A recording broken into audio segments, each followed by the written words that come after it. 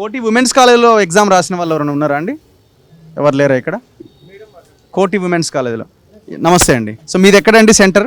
VNR. Okay, మీరేం చెప్పదలుచుకున్నారు? మీ rank ఎంత? My rank is 18. My name is Shagufta Firdos. They have given me fake allegations. बहुत सारे fake allegations दिए. Urdu medium से ये नहीं है, वो नहीं है, ऐसा है, మీరు वैसा. ఉర్దూ మీడియంలో రాశారు. I have written mains in Urdu medium. Me rank ఎంత అన్నారు? 18. State rank 18. I am from Multizone 1.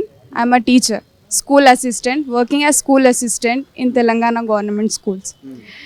Government school में पढ़ाते हुए लीव लेके मेंस को प्रिपेयर होके लिखने के बाद में ये मार्क्स कैसा है, कौन से रिसोर्सेस है, ये सब चीज़ें हमारा वर्थ हम आगे यहाँ पे प्रूफ करना पड़ रहा.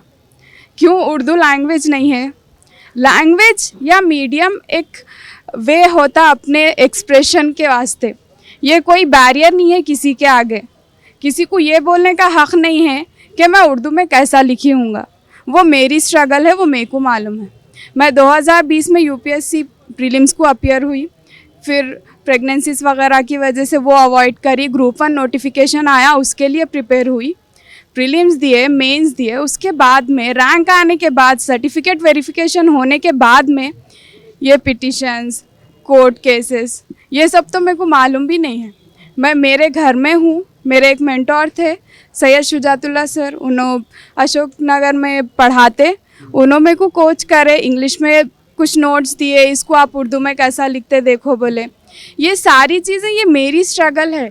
मैं कैसा प्रिपेयर हुई, कौन से लैंग्वेज में प्रिपेयर हुई, कौन से लैंग्वेज में लिखी, लेकिन उसके लिए भी मेरे को यहाँ आके अपना वर्थ प्रूफ. ఉర్దూ మీడియంలో రాశారు కాబట్టి పేపర్ కరెక్షన్ చేసే వాళ్ళు ఉర్దూ మీడియము వాళ్ళు సేమ్ కమ్యూనిటీ, ఇట్లా ఒక కన్సర్న్ ఉంటుంది. అందులో భాగంగా సో తనకి ర్యాంక్ వచ్చి ఉంటుంది. ఇట్లాంటి కమెంట్స్ కూడా వినిపిస్తున్నాయి కదా, దాన్ని ఏమంటారు? अगर ऐसा होता कि जो लोग मुस्लिम हैं वो लोग ही मेरा पेपर करेक्शन करे होंगे, तो वहाँ पे 10 पेपर्स थे उर्दू मीडियम के, उसमें से सिर्फ मेरे को एक कोई रैंक क्यों आया?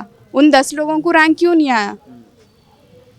इस देर उसमें कुछ दो राहें नहीं है. जो पेपर करेक्शन करने वाले हैं उन लोगों को कंटेंट से मतलब है, उन लोगों को लैंग्वेज से मतलब नहीं है. आप एक प्रॉब्लम को एक ऑफिसर के जैसा कैसा एनालाइज कर रहे, उसके लिए क्या सोल्यूशन दे रहे, कैसा लिख रहे, वो इम्पॉर्टेंट है. वहाँ पे लैंग्वेज इम्पॉर्टेंट नहीं है. अगर लैंग्वेज इम्पॉर्टेंट होती तो टीजीपीएससी 3 मीडियम्स में लिखने की परमिशन क्यों देती? यूपीएससी क्यों 18 लैंग्वेजेस में कंडक्ट करते? ये लैंग्वेज का सवाल क्यों आ रहा मेरे को समझ में नहीं आ रहा. उन लोगों को उतना अपना वर्थ प्रूफ कीजिए, दूसरों के वर्थ के ऊपर आपको उंगली उठाने का हक नहीं दिया गया. మీరు ఎలాంటి స్టూడెంట్? మీ బ్యాక్గ్రౌండ్, మీ 10th క్లాస్, ఇంటర్మీడియట్? 10th में क्योंकि 600 मार्क्स थे, 523 आए थे. इंटर में 93% है मेरा. एमपीसी से करी हूँ मैं. फिर मैं डीएड करी, डिग्री हुआ. डीएड के बाद ही टीआरटी 2017 में मेरे को स्टेट 5th रैंक आया. TRT, okay. Yes, state 5th rank in SGT Urdu medium, state 165 rank in English medium. क्योंकि उर्दू मीडियम वालों को पोस्टिंग पहले दिए थे, मैं उर्दू मीडियम के लिए गई.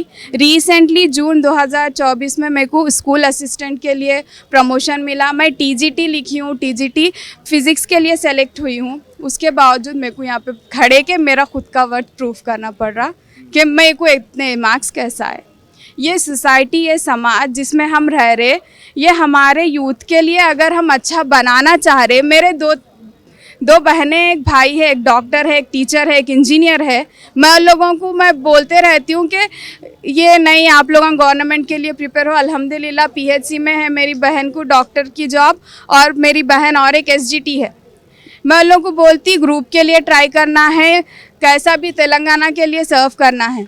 तो अब जब मैं उन लोगों को जाके बोलूँगी कि ग्रुप के लिए प्रिपेयर हो, तो क्या वो लोग रेडी होंगे अपने ज़िंदगी के 4-5 साल देने के लिए? मेरे 2 बच्चे हैं, एक 5 साल का है, एक 3 साल का है. लास्ट ईयर पूरा वो लोग मेरे मम्मी के पास में रहे, क्योंकि मैं मेंस लिखने के लिए प्रिपेयर हो रही थी. वो कोई देखने वाला नहीं है. वो लोगों को ये मालूम करना है कि मार्क्स कैसा है. तो सुनिए, इस तरीके से आए. मैं 3 जगह से रिसोर्सेज जमा करी हूँ, उसको ट्रांसलेट करी हूँ, उर्दू मीडियम के इंटर के बुक्स पढ़ी हूँ. हर चीज़ पढ़ने के बाद में वो मार्क्स आए. మీ పేరెంట్స్ ఏమంటున్నారు? మీ పేరెంట్స్ ఎట్లా ఫీల్ అవుతున్నారు ఇప్పుడు జరుగుతున్న? मेरे पापा कांस्टेबल है, अल्हम्दुलिल्लाह. उन्होंने इतनी पॉजिटिव बात करते. जब मैं ये हाई कोर्ट का जजमेंट उनको भेजी, उन्होंने मेरे को कॉल करके एक ही बात बोले, बोला और 4 बार भी अगर एग्ज़ाम करा लिए तो तेरे को ये रैंक आता बोले।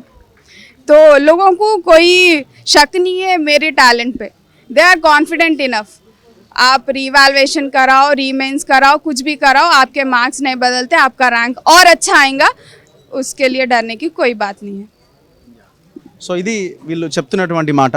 మేము చాలా జెన్యున్గా ఎగ్జామ్ రాసాం. కోర్స్ ఇందులో కూడా చాలా పేద తల్లిదండ్రులకు సంబంధించిన పిల్లలు ఉన్నారు, కష్టపడి చదువుకున్న వాళ్ళు ఉన్నారు. ఇంకొక వైపున ఎవరైతే మాకు ఉద్యోగం రాలేదని అంటున్నారో వాళ్ళు కూడా పేదలు ఉన్నారు, వాళ్ళు కూడా మాకు అన్యాయం జరిగిందని గొంతెత్తిన వాళ్ళు ఉన్నారు.